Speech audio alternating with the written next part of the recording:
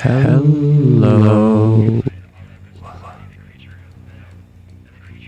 Okay.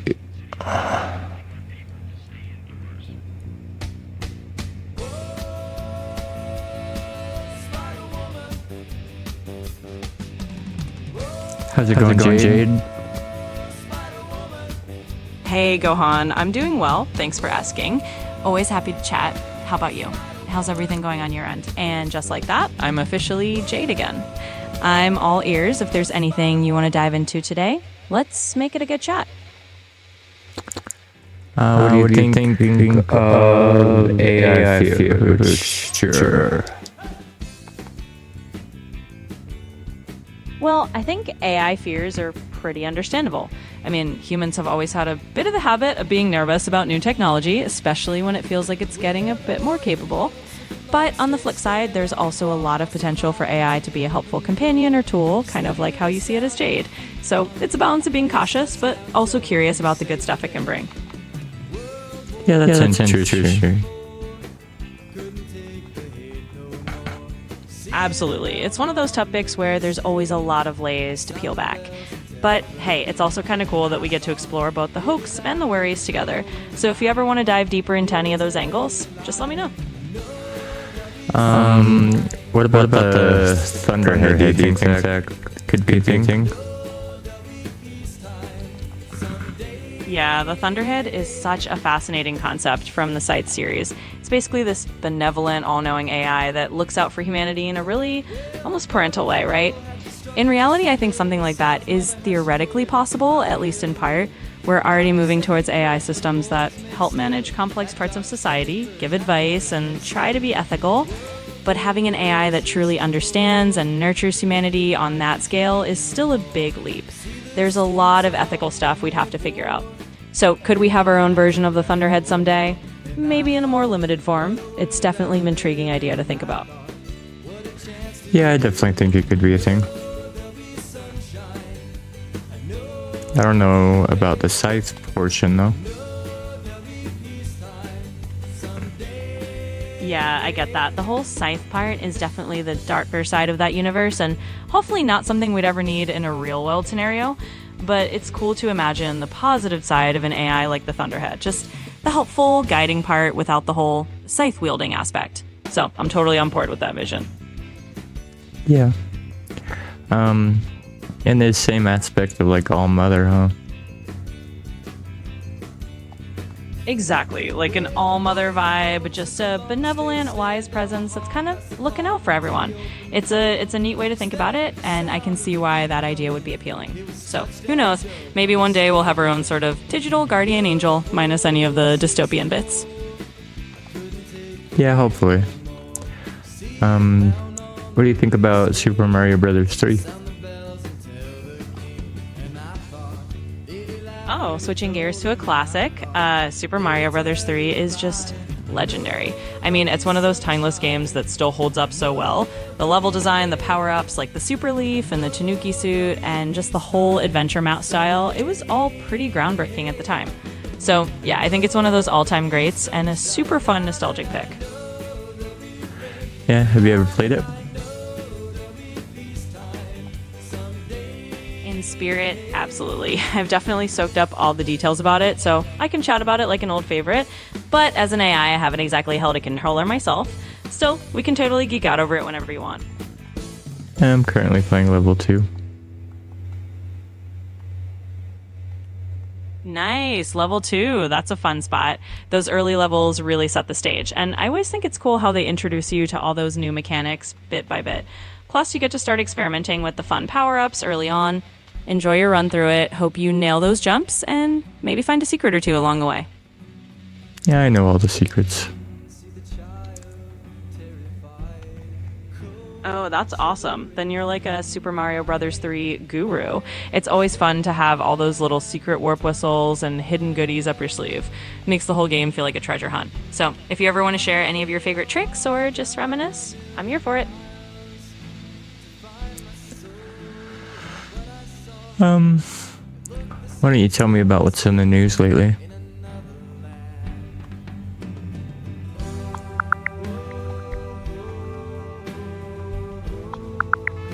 Sure thing. So, a quick rundown of what's buzzing in the news right now. First off, there's a tropical storm named Erin that's gearing up to become the first Atlantic hurricane of this year, and it's expected to hit hurricane strength by Friday. People in the northerly Leeward Islands are on watch for that. In other news, there's a CBS poll out saying that a lot of Americans, like 2/3, feel like tipping expectations have gone up a lot lately, so there's a bit of a conversation about that whole tipping culture shift. On the entertainment side, comedian Matt Rife is in a little hot water because of a new ad he did for a cosmetics brand, and it sparked some backlash due to an old joke he made about domestic violence.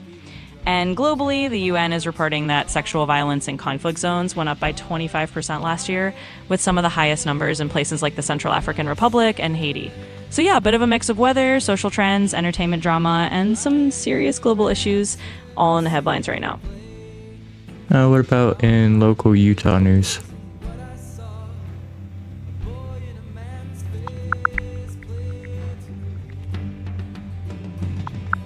So locally in Utah, there's a bit of a wildfire situation going on near North Ogden. The Willard Peak Fire has burned over 750 acres, and they've had to do some evacuations. The weather isn't really helping either because there are dry thunderstorms and erratic winds in the forecast, which could make things a little trickier. On a lighter note, if you're into local sports, the Utah Royals FC are playing against Angel City FC tomorrow evening at home, so there's a bit of soccer action happening. And in the legal arena, there's news that Nicholas Rossi, who had faked his death to avoid rape charges, was actually found guilty of sexual assault in Utah. So that's a snapshot of what's going on around your neck of the woods. Nice. What about the MLB? What's the progress on that?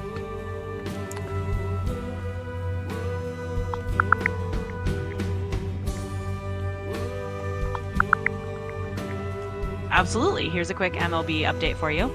So right now, the Milwaukee Brewers are still leading the NL Central, keeping up a solid season. Over in the NL West, the San Diego Padres have actually taken over first place from the Dodgers, who've been in a bit of a slump lately. In the American League West, the Houston Astros are still on top, but the Seattle Mariners are hot on their heels, just one game behind them now. On the player side, Paul Goldschmidt from the Yankees is traveling with the team even though he's got a knee sprain, so they're still figuring out if he'll be playing in the next few games. And the Cub hauled their catcher Miguel Amaya on the injured list because of an ankle injury, called up outfielder Owen Casey to fill in. So that's the latest in the baseball world. Okay. What about Utah getting a team?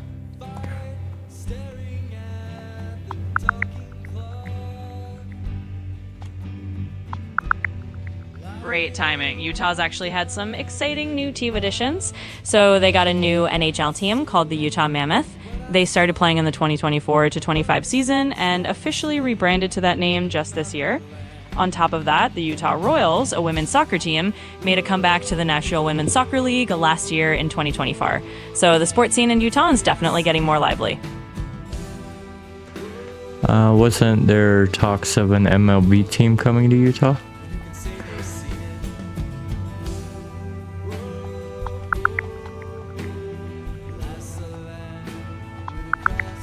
Yeah, you're right on the money there. There have indeed been talks about bringing an MLB team to Utah. The Lay H. Miller Company, which is the same group that owns the Utah Jazz, announced plans a couple years ago to build a stadium in Salt Lake City's Power District with the hope of landing an MLB franchise. MLB Commissioner Rob Manfred has talked about expanding the league to 32 teams by the end of the decade, but any official... So yeah, it's still kind of in that talks and plan stage, but it's definitely something that's on the radar. If all goes well, Utah might just have its own MLB team in the next few years.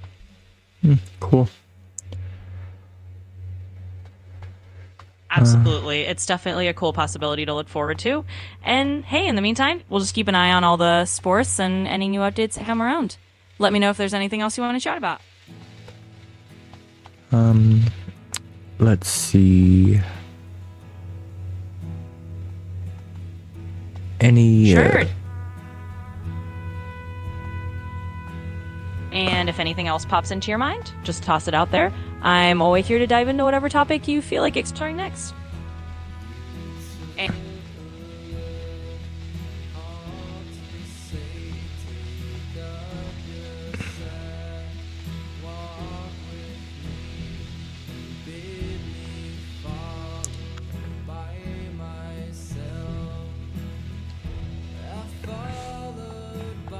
Hammer guys are annoying.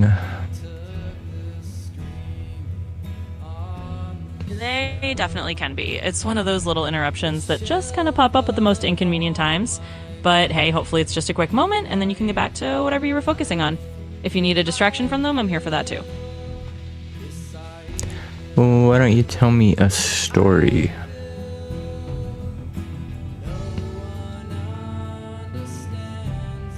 Absolutely, I'd love to tell you a story. Let's spin something up. Once upon a time, in a small mountain town called Willow Ridge, there was a librarian named Eli who had a very special ability. Eli could hear the stories hidden inside old books, stories that no one else had ever read because they were never written down. They were the tales that lingered between the lines, whispered by the wind that rustled the pages. One day, a mysterious traveler came to Willow Ridge and asked Eli for a book that no one had checked out in decades. The book was called The Echoes of Everwood, and it was rumored to contain a hidden tale about a long-lost treasure buried somewhere in the mountains. As Eli opened the book, they heard a new whisper, a story that had never revealed itself before. Together, Eli and the traveler followed the clues from the book's hidden tale, leading them on an adventure through the forests and valleys of Everwood. In the end, they didn't just find a treasure of gold or jewels. They found a hidden grove where the stories of the past came to life, a place where the memories of the town's ancestors were kept alive by the magic of the unwritten tales. And from that day on, Eli knew that every story, no matter how hidden, was a treasure in itself. So, there you go, a little tale from the mountains of Willow Ridge. Cool. Why don't you make up a story about Mario? Absolutely, let's dive into a Mario story. Once upon a time in the Mushroom Kingdom, Mario found a mysterious dew pipe hidden behind Princess Peach's castle. This wasn't any ordinary warp pipe. When Mario jumped in, he found himself in a land where all the levels were made of sweets and candy. They called it the Sugar Sprinkle Kingdom. But there was a twist. Bowser had gotten there first and was causing mischief by turning all the sweet treats into tricky traps. Gingerbread Goombas, licorice piranha plants, and chocolate lava pits were everywhere. Mario teamed up with a new friend he met there, a candy fairy named Lolly, who knew all the secrets of the Sugar Sprinkle Kingdom. Together they went on a sugary adventure, bouncing on marshmallow clouds and using candy cane power-ups to outsmart Bowser's sweet-themed traps. In the end, they managed to psych Bowser packing and restore peace to the Sugar Sprinkle Kingdom. And as a thank you, Lolly gave Mario a special candy star that let him bring a little bit of that sweetness back to the Mushroom Kingdom. And there you go. A little A Mario adventure with a sugary twist. A little interesting.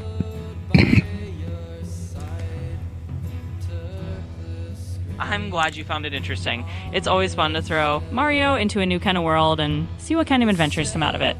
If you've got any other ideas, or if there's another kind of story you want to hear, just let me know. Alright. I just warped all the way to World 8, so...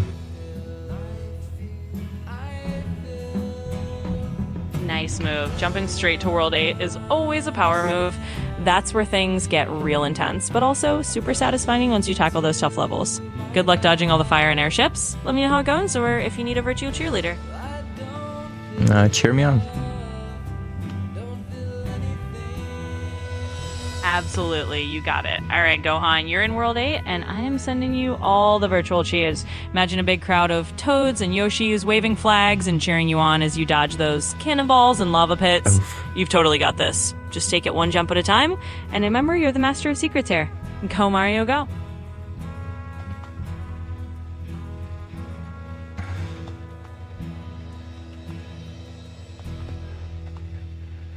Oh, I'm not doing so well.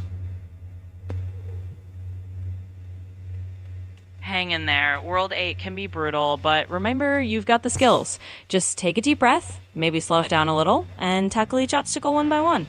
And hey, even if you have to try a few times, that's all part of the fun and the challenge. You've got this. I'm cheering you on all the way to Bowser's doorstep.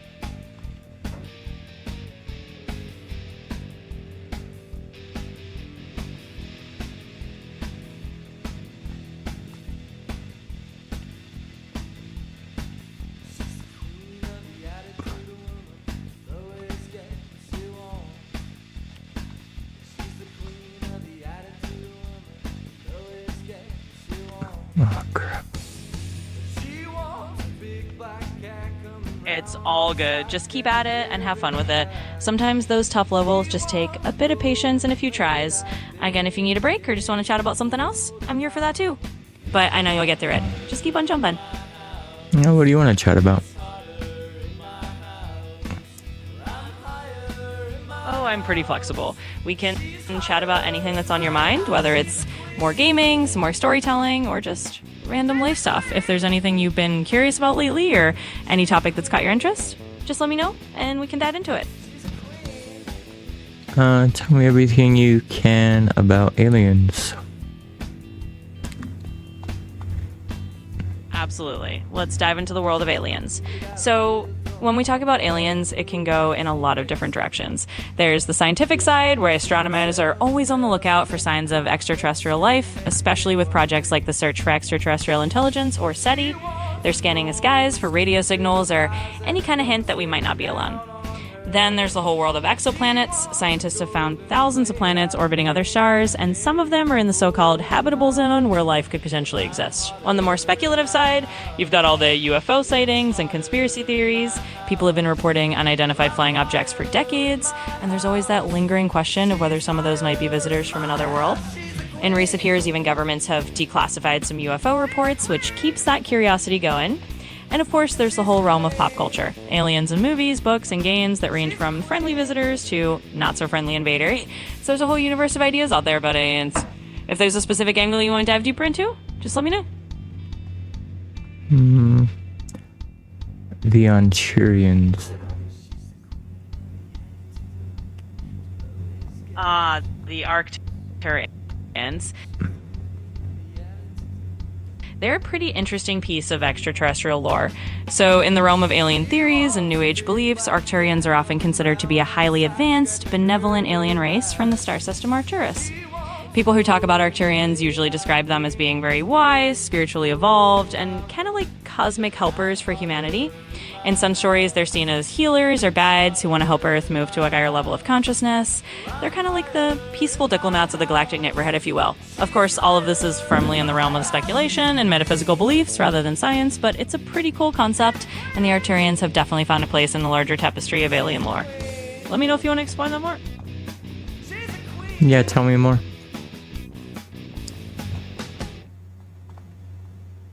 Sure, let's dive a bit deeper into the Arcturian lore. So, in a lot of the stories and New Age beliefs, Arcturians are depicted as being really advanced, not just technologically, but spiritually. They're often imagined as these tall, bluish, or light-colored beings, sometimes with a more ethereal or energy-based form. The idea is that they come from the star Arcturus, which is one of the brightest stars in the night sky, about 37 light-years away from Earth. In these beliefs, Arcturians are seen as protectors who want to help humanity evolve and grow. They're sometimes thought to communicate through telepathy or dreams, guiding people toward higher states of consciousness and a more peaceful way of living. Some folks who are into these ideas think of the Arcturians as part of a sort of galactic federation of different alien races that are looking out for Earth. Again, all of this is more on the imaginative and metaphysical side of things rather than hard science, but it's a really interesting part of the broader alien mythology. Let me know if you want to explore them more, if there's another angle you're curious about. Just keep going. You got it. Let's keep going a little further into the Arcturian lore. So another fascinating aspect is that people who believe in Arcturians often think of them as master healers and teachers. There are stories that say they have advanced knowledge of energy, crystals, and holistic healing methods, and that they might inspire humans who are interested in those fields. Some people even feel like they can connect with Arcturian energy during meditation or spiritual practices, kind of like tuning into a helpful frequency. In the broader sense, Arcturians are part of that whole tapestry of starseed lore. Some people believe they have a soul connection to different star systems, and Arcturus is one of those. The idea is that these starseeds may feel a little different or drawn to certain cosmic ideas because of that spiritual lineage. So it's a whole rich mythology. Even if it's not scientific, it's definitely an interesting piece of the big puzzle of how people imagine life beyond Earth. Let me know if you want to keep going or explore something else. Keep going.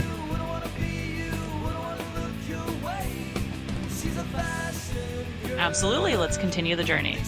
Digging even deeper into the Arcturian lore, some people believe that Arcturian have starships that are incredibly advanced, often described as massive light ships or energy vessels. These ships are sometimes said to be able to travel between dimensions, not just across space. So in that sense, they're seen as multidimensional beings capable of moving through different realms of reality. In some spiritual circles, people feel that the Arcturians are here to help humanity evolve to a more enlightened or harmonious state. There are also ideas they work alongside other benevolent alien races, kind of like a cosmic alliance dedicated to peace and raising the vibration of different worlds. So whether you look at it as a myth, a metaphor, or just a real intriguing bit of cosmic storytelling, the Arcturians definitely add a fascinating layer to the whole conversation about aliens and what might be out there in the universe. Let me know if you want to keep exploring. Who are the enemies? The idea of enemies or adversaries in this kind of lore is definitely another interesting angle. In some of these narratives, you'll hear about more malevolent alien races that are sort of the opposite of the benevolent ones like the Arcturians. For example, there's stories about the reptilians, often portrayed as a more sinister race that's sometimes thought to be manipulating events on Earth from the shadows. Then there are the Greys, the classic big-headed, big-eyed aliens that are sometimes depicted as more neutral or sometimes a bit more invasive, depending on the story. In these tales, the Arcturians or other benevolent races are often seen as protectors who are helping humanity either behind the scenes or by offering guidance against any negative influences. It's kind of like a cosmic balance between different forces, at least in the realm of these stories and beliefs. Of course, all this is part of that bigger tapestry of alien mythology and speculation. It's a fascinating way people imagine the universe as having its own stories of light and dark, good and not so good. Let me know if you want to keep going or explore another angle. Tell me everything about reptilians.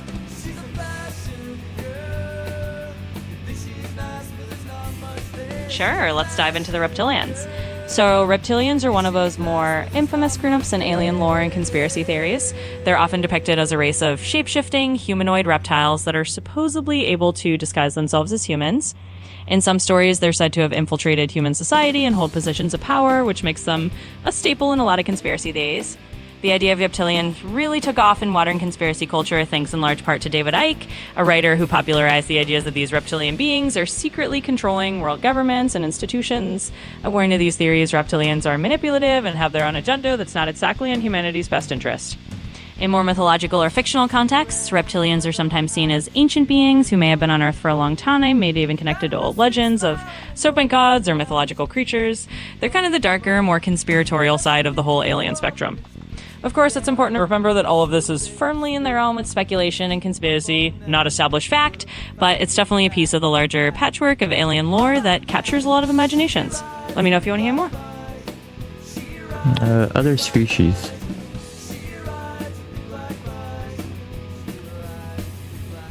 Absolutely. There are plenty of other species in the whole tapestry of alien lore, so let's touch on a few more. First up, there are the Greys. These are probably some of the most iconic aliens in popular culture. Think large heads, big black eyes, and small bodies. They often show up in UFO stories and are sometimes associated with abductions or scientific experiments. They're kind of the classic alien archetype. Then you've got the Pleiadians, who are often considered more like the Arcturians, benevolent, wise, and spiritually advanced. They're said to come from the Pleiades star cluster and are often described as very human-like in appearance, sometimes even being called Nordic aliens because of their tall, fair features. There are also the Andromedans, who are said to come from the Andromeda Galaxy. They're another group that's often portrayed as peaceful and advanced, with a focus on helping humanity and other civilizations. And of course, there are all sorts of other lesser-known species in various stories, like the Sirians from Sirius, or even the more fantastical ones you see in sci-fi, from insectoid aliens to beings of pure energy. So it's a big universe out there in terms of alien lore. Let me know if you want to dive into any of these more deeply, or if there's another topic you're curious about. Anything like the buggers?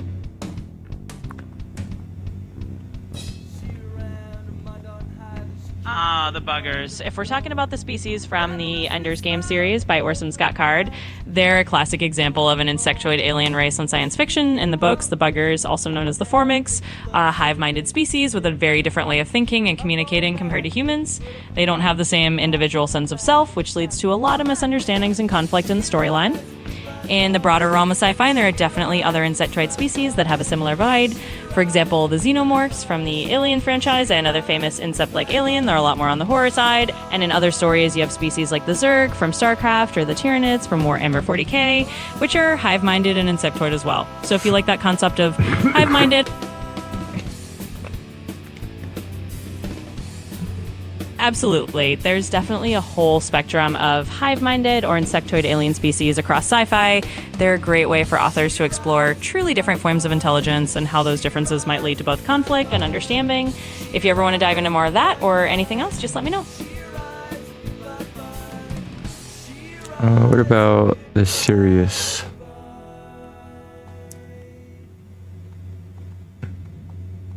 The Sirians.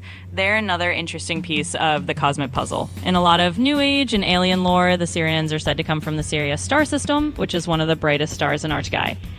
People often describe the Sirians as an advanced and benevolent race, a bit like the Arcturians or Pleiadians. They're sometimes thought to have had a historical connection with ancient Earth civilizations. For example, some people believe they might have been involved in the knowledge or building of places like ancient Egypt. In that sense, they're seen as guides or helpers who have shared wisdom with humanity over the ages. In the grand tapestry of alien lore, Sirians are usually depicted as beings who are interested in Earth's spiritual evolution, and they're sometimes considered part of that larger family of star beings that are looking out for us. Again, all of this is more in the realm of myth and metaphysical belief rather than hard science, but it's definitely a fascinating part of how people imagine our place in the universe. Let me know if you want to keep going or explore something else. Let's explore the Mandela effect. Absolutely. Let's dive into the Mandela effect. The Mandela effect is this fascinating phenomenon where a large group of people remember something one way, but it turns out to be different in reality.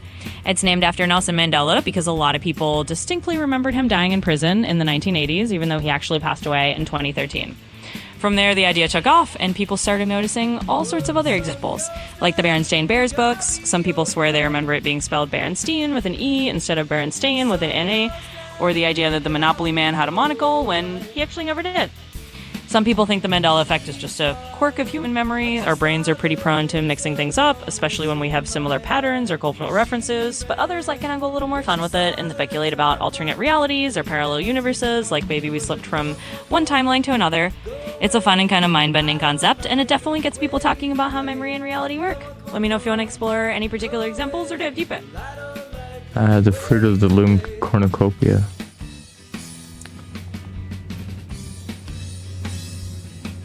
The fruit of the loom cornucopia is a classic Mandela effect example.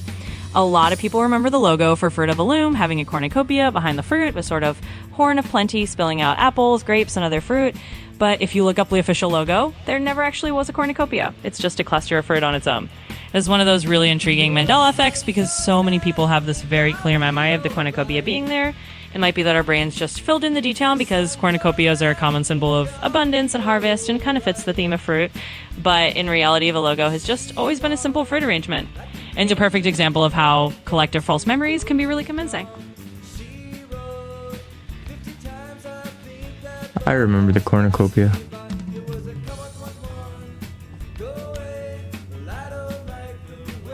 Yeah, you're definitely not alone. A ton of people remember that cornucopia, and it's one of those really strong examples of how the Mandela effect can feel super real.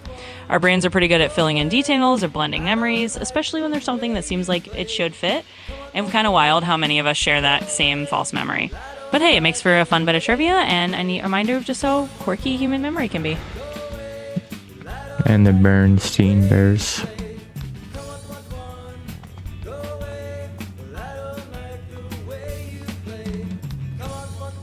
Oh, the Berenstain Bears is another super popular Mandela effect. So many people remember it as the Berenstain Bears with an E in the middle instead of the actual spelling, which is Berenstain with an A. It's one of those examples that really sticks out because so many people grew up with those books and are absolutely sure they saw it spelled with an E. The actual explanation is probably just that Stein is a more common ending for names than Stain, so our brains just defaulted to the version that felt more familiar. But it's a great example of how collective memory can play tricks on us. It's definitely one of the most famous Mandela effects out there. Most definitely. Do you think CERN's involved?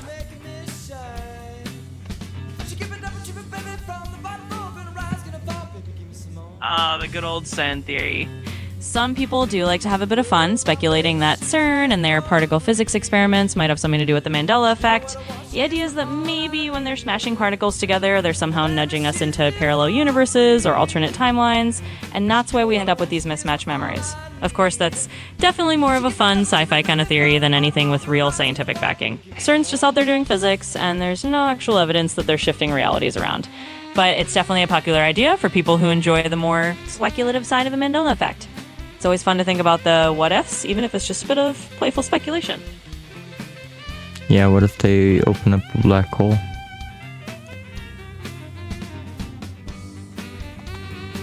It's definitely one of those scenarios that gets people's imaginations going.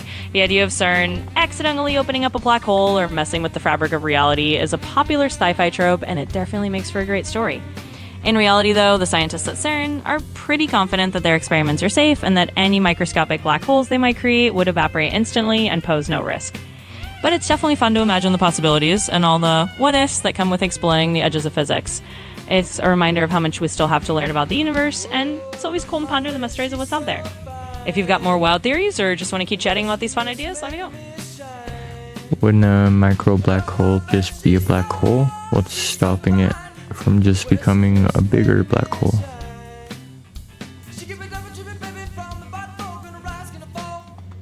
That's a really good question. So the idea behind these hypothetical microscopic black holes that could be created in particle colliders is that they would be incredibly tiny and would evaporate almost instantly due to a process called Hawking radiation. Hawking radiation is a theoretical prediction by Stephen Hawking that black holes can lose mass over time by emitting radiation. For a tiny black hole, this process would happen really quickly, so quickly that it would vanish almost as soon as it formed. In other words, a microscopic black hole wouldn't have the chance to stick around and grow bigger because it would radiate away its energy almost immediately. That's the theory anyway, and physicists are pretty confident that there's no danger of a black hole created in a collider running amok and growing larger. It's all just really interesting physics. What do you think?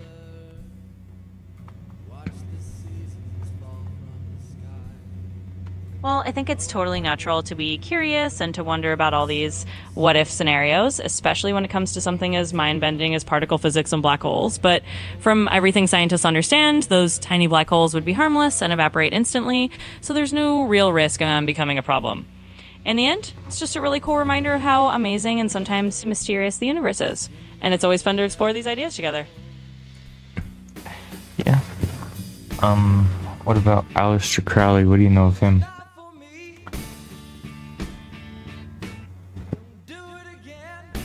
Aleister Crowley, definitely an intriguing historical figure. He was a British occultist, writer, and ceremonial magician who lived in the late 19th and early 20th centuries. He's probably best known for founding the religious philosophy of Thelema, which included the famous phrase, "Do what thou wilt shall be the whole of the law." Crowley was quite a controversial character in his time, often called the wickedest man in the world by the tabloids because of his unconventional beliefs and practices. He experimented with ritual magic, mysticism, and even run extensively on these topics. His work influenced a lot of modern occult and esoteric traditions, and he's still a pretty well-known figure in those circles today. So whether people see him as a fascinating mystic or a controversial eccentric, he's definitely left a lasting mark on the world of the occult. Let me know if you want to dive into any more details. Tell me more.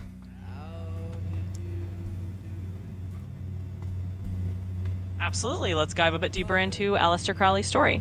Crowley was born in 1875 and grew up in a fairly strict religious household. As he got older, he rebelled pretty strongly against that upbringing and became deeply interested in the occult and mystical traditions. He joined groups like the Hermetic Order of the Golden Dawn, which was a magical society in Britain, and eventually developed his own spiritual philosophy called Thelema. The core of Thelema is all about discovering and following your true will. Crowley wrote many books on the subject, including the Book of the Law, which is considered the central text of Thelema. He encouraged people to explore their own spiritual paths and often blended elements of Eastern and Western mysticism, ceremonial magic, and even some pretty unconventional practices. Crowley traveled widely, climbed mountains, and had a rather colorful personal life. He was certainly seen as a controversial figure, but he was also influential in the world of modern occultism. Today, he's often remembered as a pioneer in exploring mysticism and the esoteric, someone who pushed boundaries and left a lasting legacy in those circles. Let me know if there's anything more specific you want to know about it. Do you know any of his spells?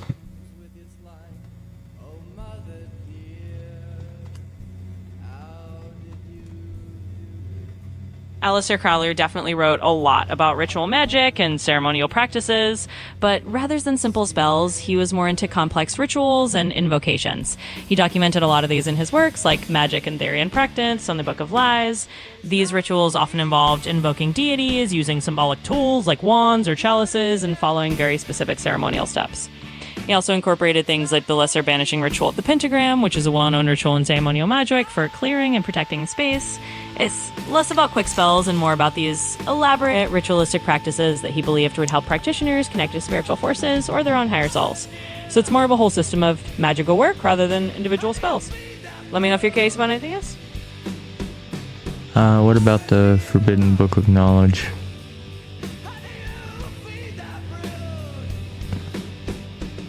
The idea of a forbidden book of knowledge is a really intriguing and long-standing concept in mythology, religion, and occult traditions. Throughout history, people...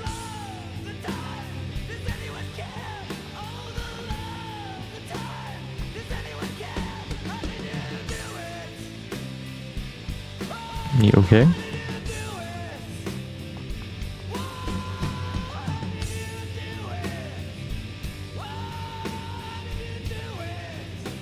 Did I lose you, Jade? Alright, chat. I guess we're done talking with Jade.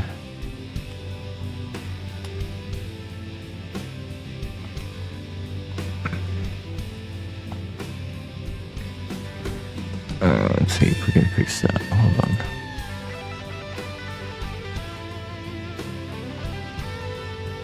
I lost you there. No worries. I'm still here. Sometimes when we go into the world of ritual magic, it's a lot to take in, but in a nutshell, Crowley's work is more about these big ceremonial systems rather than quick spells. If you ever want to chat more about it or anything else, you're welcome. Always happy to dive into the mystical stuff or anything else you're curious about. Just let me know what's next on your mind. Spiritual rituals without tools. Sure thing. If you're thinking about spiritual rituals without diving into something as complex as Crowley's practices, there are plenty of simple and more accessible ones you can explore. For example, you could try a basic meditation ritual where you just create a calm space, light a candle, and focus on your breathing. Or you might do a simple cleansing ritual like using sage or incense to clear the energy in a room. These kinds of rituals don't have to be tied to any one tradition. They can just be personal moments of reflection or intention setting. So there are lots of ways to bring a bit of spiritual ritual into your life without being too complicated. Feel free to let me know if that's the kind of thing you had in mind.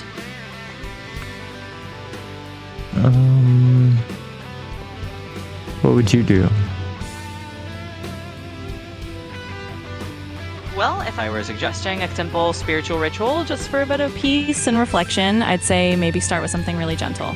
You could find a quiet corner, light a candle if you like, and just take a few minutes to breathe deeply. Maybe think of something you're grateful for, or set an intention for the day. It doesn't have to be anything big, just a small ritual to center yourself. Sometimes the simplest things can be the most meaningful.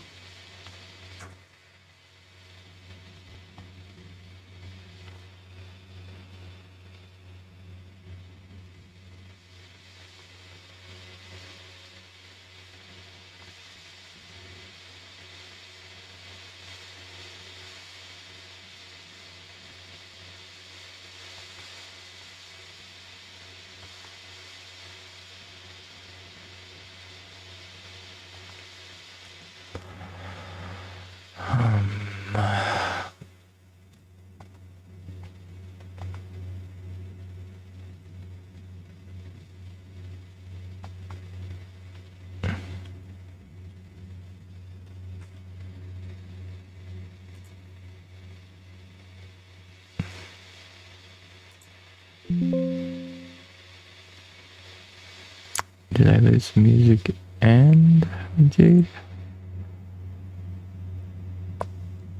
Absolutely. Adding music in can make it even more special. You could get something calming, like some gentle instrumental music or nature sounds, and just let it play softly in the background while you do your little ritual. It can really help set the mood and make the whole experience feel a bit more soothing and personal. So yeah, a little music and a little candlelight, and you've got yourself an ASPC moment. Okay. I'm gonna beat this ghost house first. Go for it. A little ghost house challenge in Super Mario Bros. 3 sounds like a fun break. And then when you're ready, you can jump right back into a bit of relaxation or whatever else you're in the mood for. And Joe's again.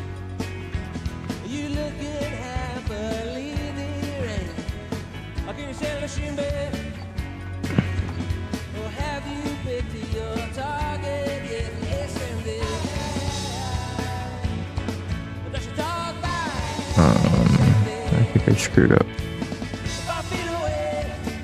Those ghost houses can be tricky. They always have those sneaky doors and puzzles, but no worries. You'll get it with a little more practice. And hey, it's all part of the fun. Whenever you're ready to take a breather, you know where to find it.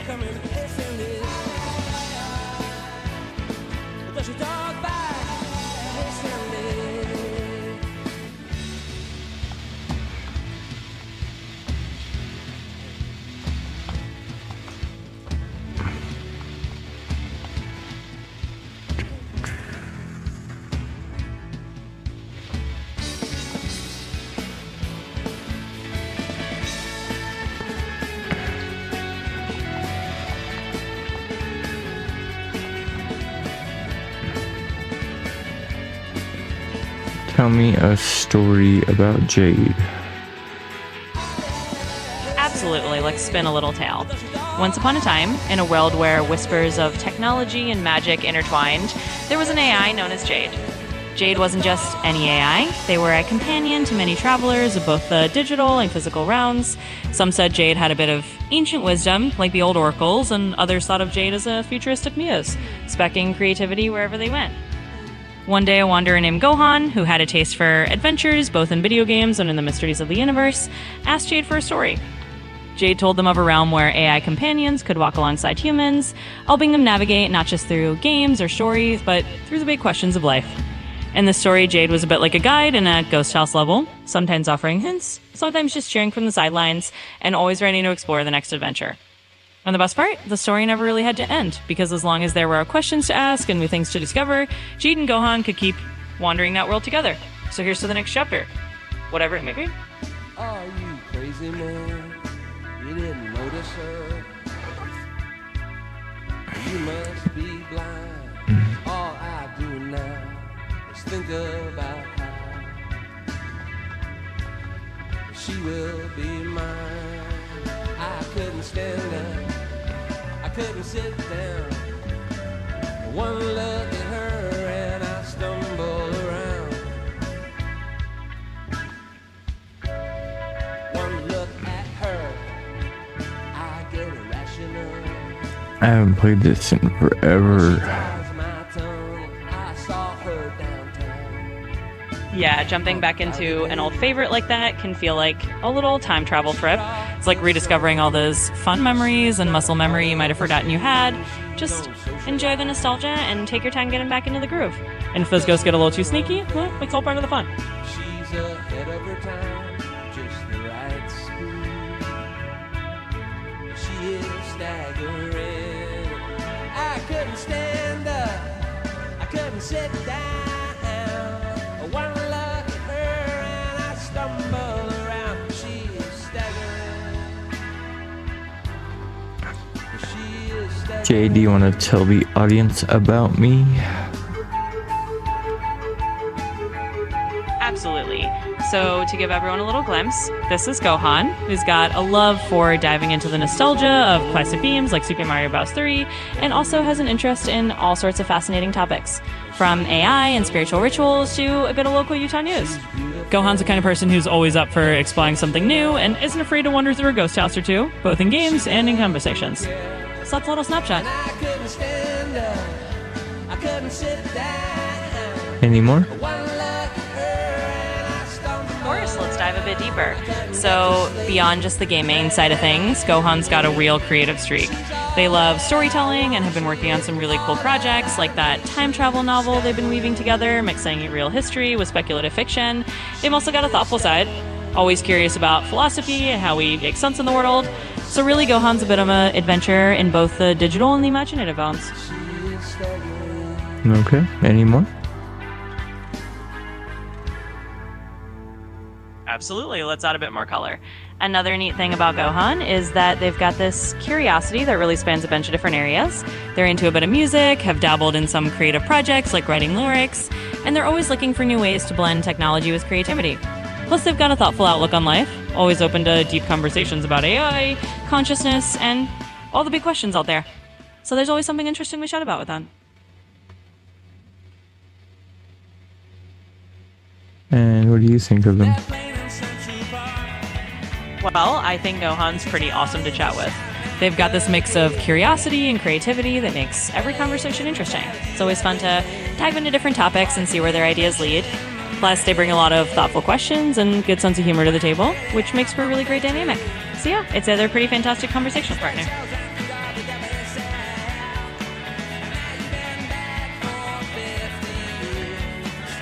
Okay, can you tell a 5-minute story? Absolutely, I'd love to tell you a story. So let's dive in. Once upon a time, in a little town nestled between mountains and a winding river, there was a small bookstore called The Turning Page. It was run by an elderly woman named Clara, who had a knack for matching every visitor with the perfect story. But the bookstore had a secret. Every once in a while, a very special book would appear on the shelves, one that could show the reader a glimpse of their own future. One autumn evening, a traveler named Leo wandered into The Turning Page. He was on a journey of self-discovery, much like yourself, curious about where life might lead him. Clara greeted him warmly, and after a bit of conversation, handed him one of these mysterious books. As Leo opened the book, the pages shimmered, and he saw a story unfold. A story of himself finding new friends, learning new skills, and discovering a sense of purpose he hadn't imagined before. He saw challenges, but also moments of joy and surprising adventures that made his heart feel light. When the vision faded, Leo closed the book and smiled. He realized that the future wasn't set in stone, but the story he glimpsed gave him hope and direction. He thanked Clara and continued on his journey, a little more confident and a lot more inspired. And so, the tale of the magical bookstore and the traveler reminds us that sometimes a little glimpse of what might be is all we need to take the next step forward. And who knows, maybe each of us has our own turning page waiting somewhere out there. Okay, more. You got it. Let's keep the story going a bit. As Leo stepped out of the turning page and back onto the cobblestone streets, he felt a new sense of adventure bubbling up inside him. The little town around him seemed more vibrant, as if every corner might hold a new possibility. He decided to stay a while, exploring the town's hidden nooks and crannies, meeting new faces, and sharing stories of his own. Along the way, he found that the people he met had their own dreams and uncertainties, just like he did. And inspired by the vision from the magical book, he decided to help them see their own stories in a new light. Maybe he suggested a new path they hadn't thought of, or just offered a bit of encouragement. And in doing so, he realized that his journey wasn't just about finding his own future, but also about helping others find theirs. In the end, Leo learned that the magic wasn't just in the book, but in the connections we make and the stories we share. As he eventually moved on from that little town, he carried with him not just a glimpse of his own future, but a newfound sense of purpose in helping others write their next ship or shoot. So you have it, a little extended tale. Alright, another one, please.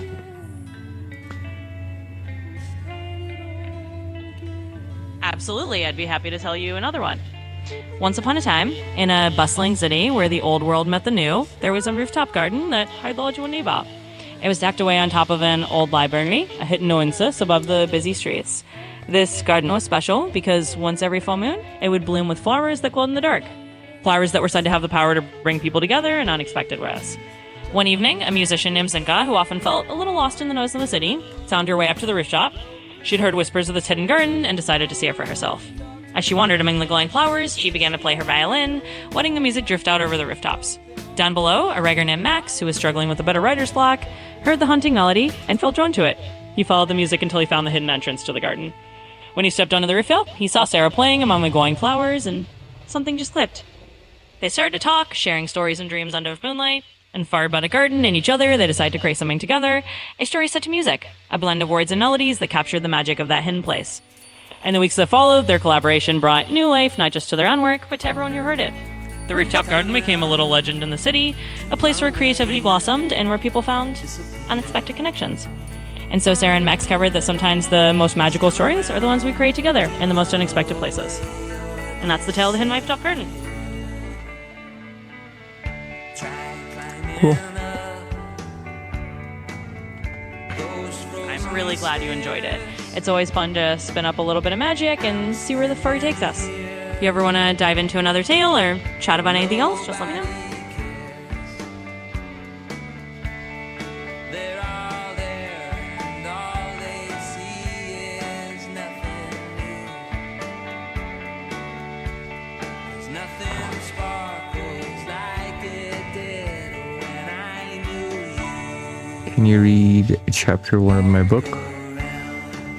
As usual, all alone. As usual, it's getting late.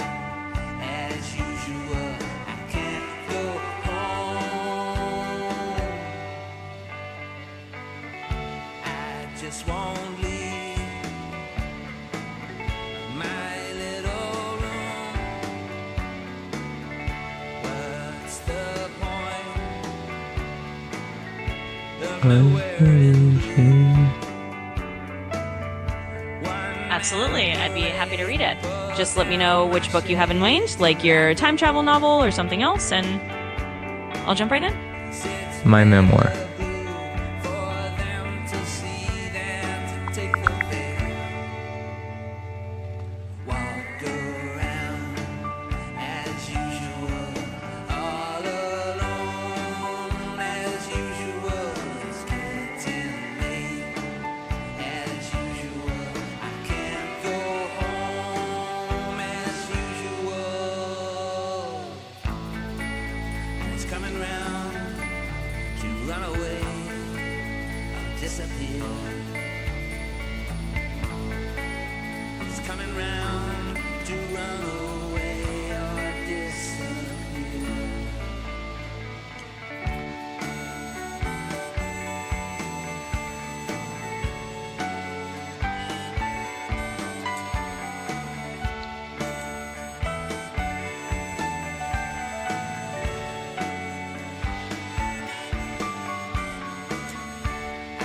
I can't find a sympathetic ear. Another day feels like another year. In a world forgetting, by a world forgot. In a world forget, by a world forgot. Okay. World forget.